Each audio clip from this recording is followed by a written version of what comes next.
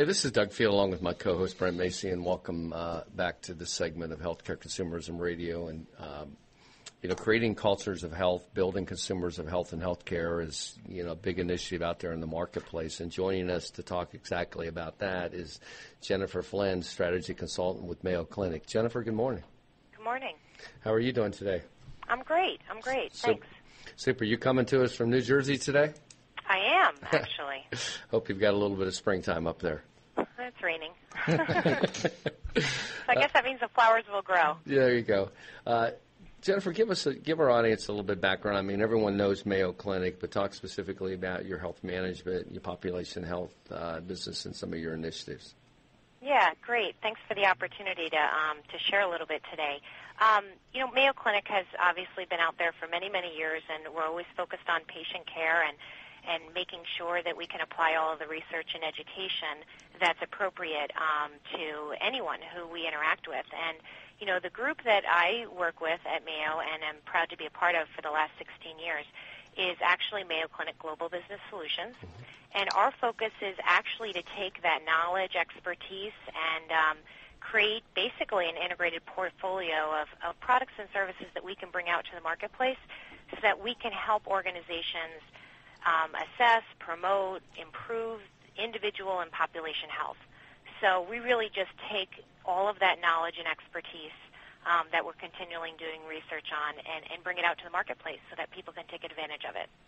Jennifer, it's interesting, and we've talked about it on several programs. There was a lot of concern, I think, in the market, with the evolution of private exchanges and the potential disconnect from the health plans, et cetera, with health management, move to the back of the bus. And it's interesting when you talk to exchange players, others, they say not. They say, hey, it's an integral part.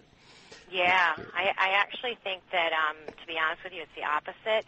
We're seeing a tremendous amount of interest in resources as well as just understanding, how do you continue to help individuals maintain their health, even though perhaps their avenue to get that health care may have changed. Mm-hmm. Yeah. There's also, were you in Dallas at Hero Think Tank meeting, Jennifer? I was. Yeah, I was there too, so too bad we didn't. We were probably sitting next to each other. We probably waved, right, across the room. Yeah, I got stuck there, but that's a whole different story for a while. I think a few people did. Yeah. But, the debate and the discussion there, a very positive one, is how do we position health management, ROI? How do we position it to the employers so they embrace it and actually do move forward with building, this culture of health? And what are you guys doing specifically around that? Well, I think for many years we've been focused on this because certainly, employers are a big part of our market. And we're creating tools and resources that are going to be most valuable for them and their employees as well as their family members. So that's a huge focus of ours. I think where the market is right now is that, everybody is trying to better understand how health impacts the performance of companies. Because at the end of the day, the C-suite is really interested in, improving performance and then really attacking a lot of those business outcomes that, quite frankly, they're challenged with every day, such as employee satisfaction, morale, retention, recruitment, selection, all of those components. And when you think about health and the health of your employees, it really impacts all of those areas. So I think, our challenge within the marketplace right now is really taking a larger perspective and saying, okay, how do we actually explain and prove where health fits into that equation? And, a lot of the focus on culture of the organization is really focused a lot on that, to be honest with you, Doug. Yep. Now, Jennifer, this is Brent. When you're working with these employers, how can you guys really help that employee population become better consumers of health and healthcare? Is there a hand-holding that you guys come in and do with that population? Well, we have a suite of services, and we also have, very dedicated seasoned account management teams. So what it starts with is what's your strategy and why do you want to do this in the first place? So we really need to understand what is the value that that organization sees in investing in health and wellness resources and services from our perspective. when we're working with them. And then once we understand kind of why they're purchasing that and then where they feel as though it fits within their overall strategy, we really work to help to make sure that we can accomplish that at the end of the day. So if they have an overall strategy, and to be honest with you, sometimes, organizations, they have an idea, they want to reduce their healthcare costs. They want to improve productivity. They want to impact the performance of the organization. But they don't really know how to do that. So I think, oftentimes our conversation is about walking in and saying, okay, this is your situation. Let's figure out, what's going on within your organization from a health perspective. Do a needs assessment of sorts, and then understand, how can our resources help you move towards your overall goals. And then it's really just a mapping process to say, okay, if we want to get to this endpoint, then we have to do X, Y, and Z in order to do that. And then most importantly, we have to measure that. So we have to make sure that the programs are effective. It's what they needed.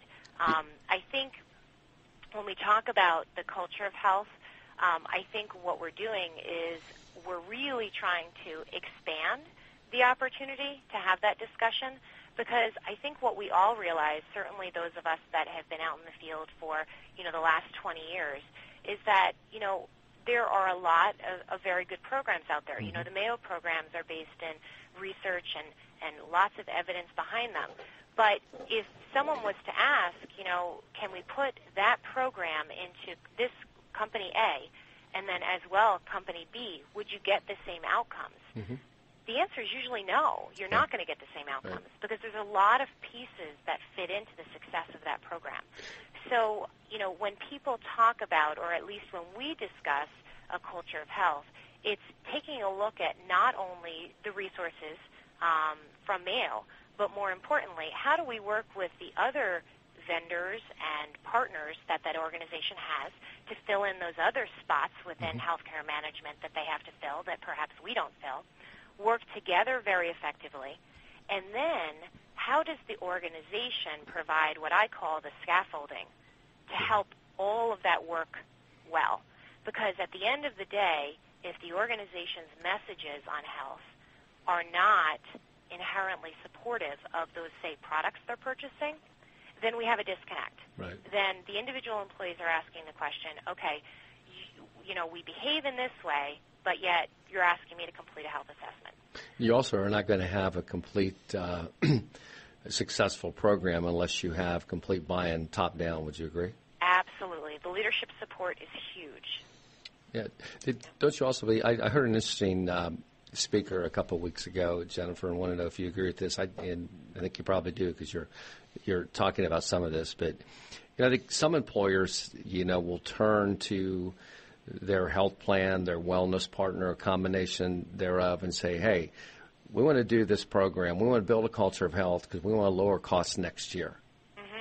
And people say, wait a minute, if that's your goal, don't do it.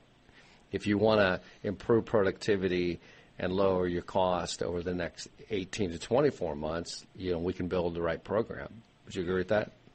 Yeah, I do, although there has been some research that's come out in the last year that has actually shown a one-year return.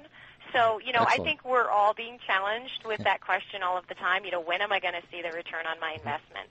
I think, a proposition that a lot of folks are talking about now, and certainly something that we've been, talking about for years at Mayo, is really the value on that investment. So taking a look at not only that financial impact, but all of the other areas that you can get a return on and value in. Maybe it's satisfaction. Again, a lot of those business outcomes that I just talked about. Taking a look at some of the other reasons why you value this program. You hear every so often, especially in a lot of the annual surveys that come out, what do employees feel about that wellness program that they're receiving? Do they feel as though it's a benefit or not?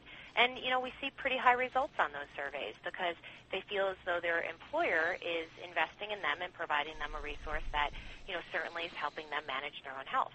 Jennifer, there's a lot of innovation taking place in the total population health and wellness space around gamification. Do you guys have a gamification piece, or do you look to partner with a company who has gamification? Yeah, it's a great question. Actually, we're at a very big stage within our cycle. You know, like I said, I've been with Mayo for 16 years. We're actually getting ready to launch a whole new suite of services that is called the Healthy Living platform, if you will. And that platform will really provide the ability for those users to interact with challenges, with different integrations with devices, having lots of incentive opportunities to be rolled up into that product, and very interactive engagement tools. What we're finding with our research and certainly with our expertise at Mayo is our whole focus at this point is really on that engagement component with that individual.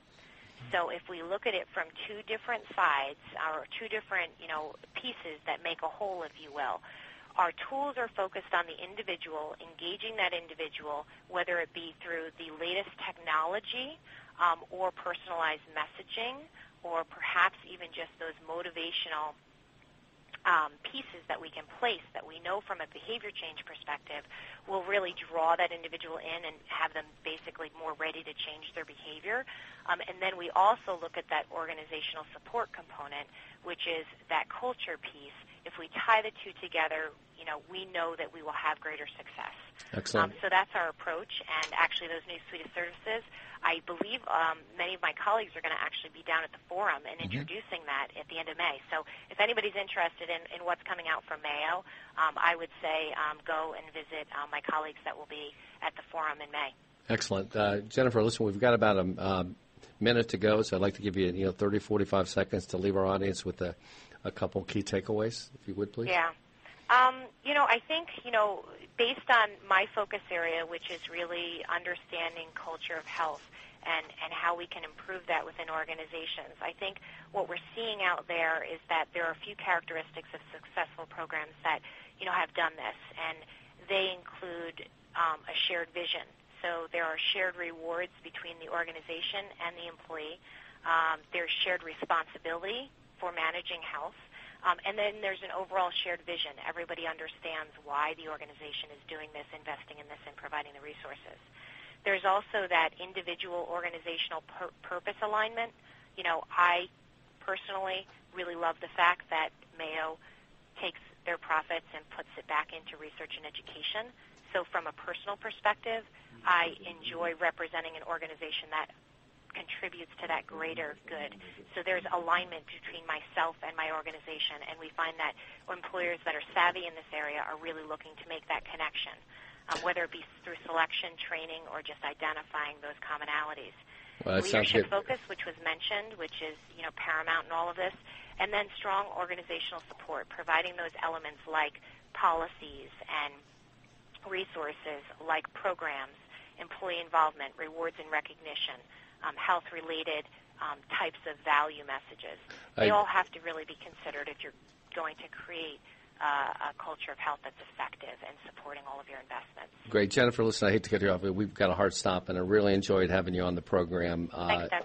You have a great weekend, and to our audience, as Jennifer stated, you can visit the Mayo team at IHC Forum May 7th through 9th. Everyone stay tuned for the next segment, Healthcare Consumerism Radio.